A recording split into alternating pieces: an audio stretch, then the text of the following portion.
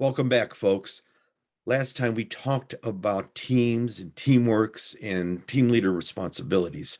I would like to share with you today some things people never talk about, and that is the concept of morale. Now, people hide from morale because they don't know what to do about it. Does bad morale affect performance or productivity? You bet. Does bad morale affect communication, the depth and breadth of communication? You bet. Does bad morale affect teamwork and team interplay? You bet. And since you've admitted that, you are responsible, if you're the team leader, to do something about it. In essence, you are the morale officer for your group.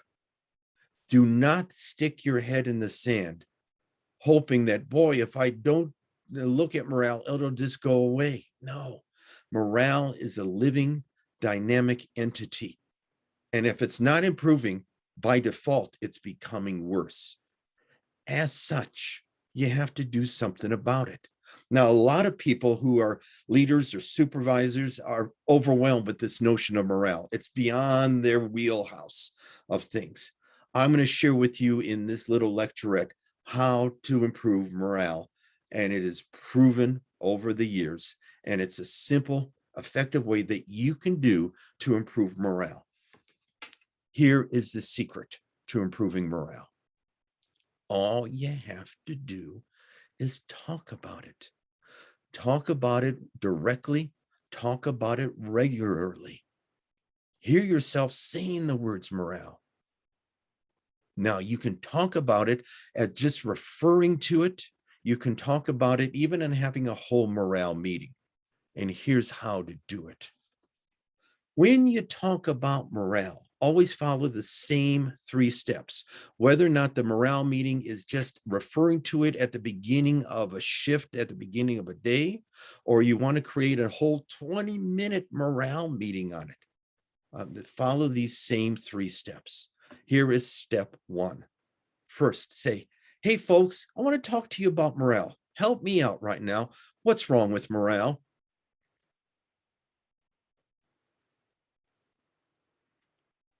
And you will get dead silence because people don't know why you're asking that question, because they fear retribution. If they complain about something, especially in public in front of the whole team, they think that at some point you're going to get even with them. Your goal in this first step is to help people start talking. So listen to them.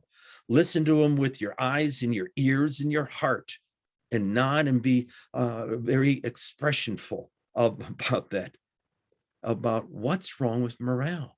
Your role is to help them talk about it without any kind of fear. What will happen is, as sometimes people start talking about morale for them, other people in the team say, oh, I hadn't thought about it that way. Here's my problems about morale.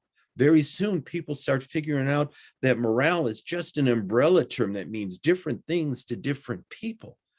Your goal is to help people talk about morale without any fears in their minds.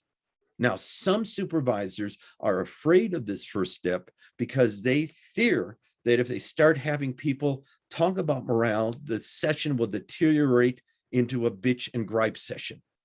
That is valid. Nothing productive happens from a bitch and gripe session. Soon as people start talking about it and the ball is rolling about this whole issue, stop it and say, okay, folks, I think we have a pretty good idea of what's wrong with morale. Help me out, folks. What is good morale? Again, you will get dead silence. Some people will say, isn't good morale the absence of bad morale? Yes, but there's also many other things you can do to actually improve morale. Your job at this point is to paint some pictures of what good morale could be, can be, maybe even should be, and what is appropriate good morale. Appropriate good morale is not the whole crew waiting in the parking lot before the day's shift, holding hands and skipping, humming hi ho, it's off to work we go as they enter the building. If that's going on, something else is going on. What you want to do is start planting some seeds of what good morale is. Good morale is respecting people. Good morale is listening to people. Good morale is having disagreements and working out those disagreements. Good morale is having people's back, both in terms of safety and in terms of daily operations. What you want to do is plant some seeds of what good morale is or could or should be, and conveying that it is possible to achieve those things. Good morale is much more than the absence of bad morale.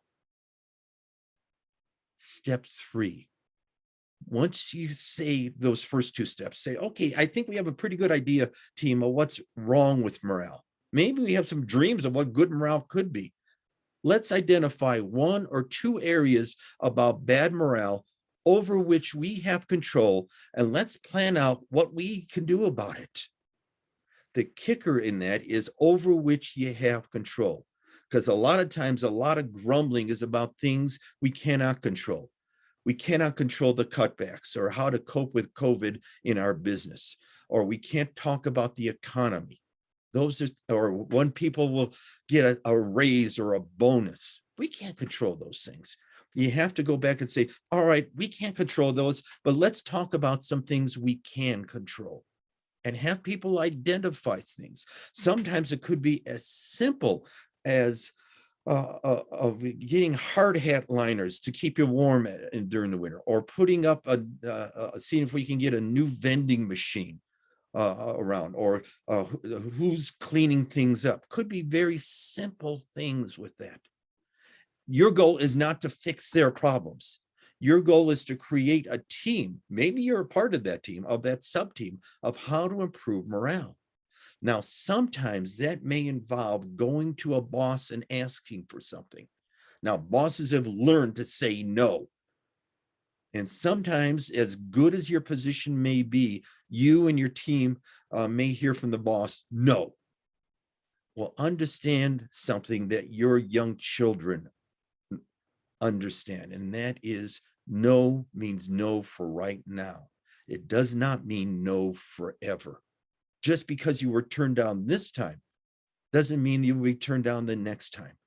Bringing it up again, having a group of your team go into the boss and asking them directly, without you there, then they will know they're sincere about it. Even if you fail, use the baseball analogy of saying, hey, we struck out this time.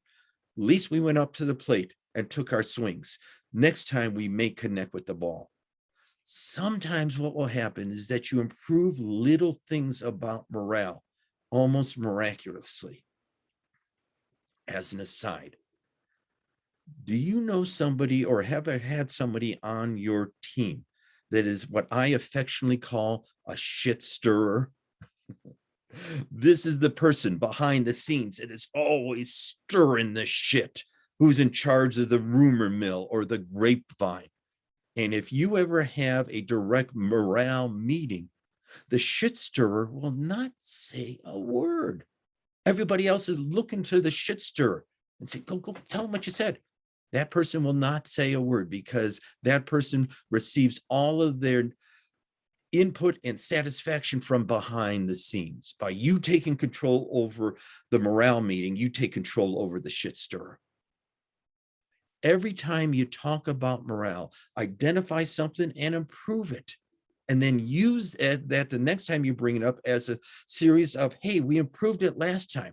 We had the water fountain fixed. Or we had the janitors coming into the change room, and it's a lot cleaner now. Remind them of little successes that you've had and build upon those. I used to do a lot of supervisor and management training for a lot of the big gold mines here in Nevada.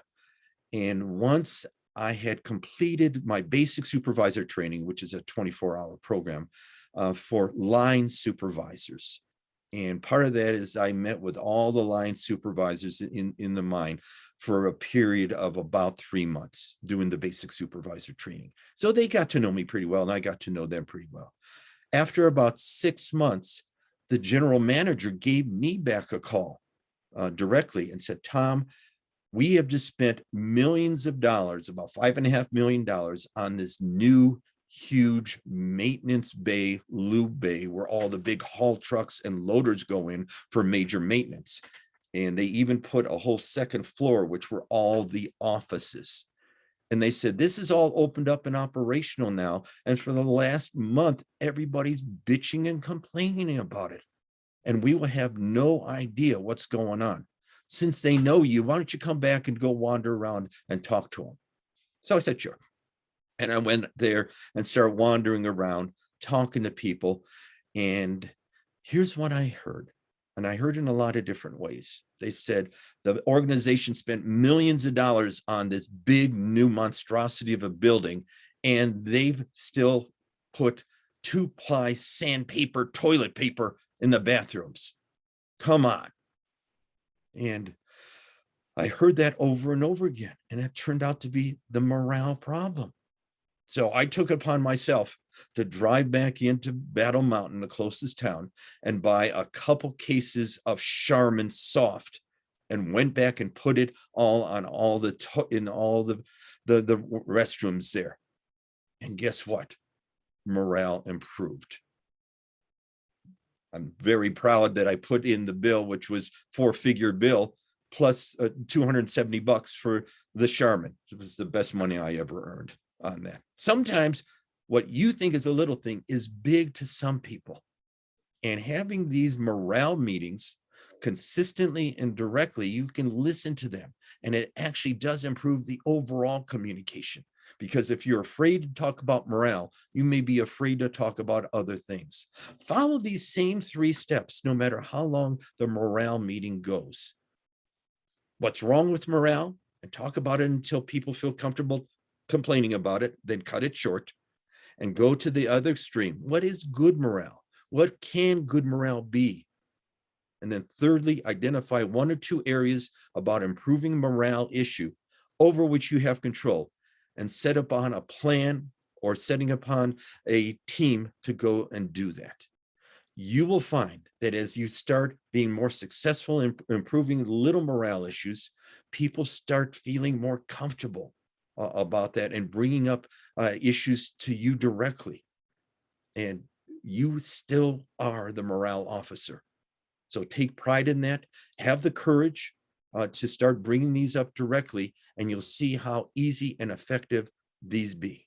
And you can start seeing the results of it. Go out and talk about morale. Thank you.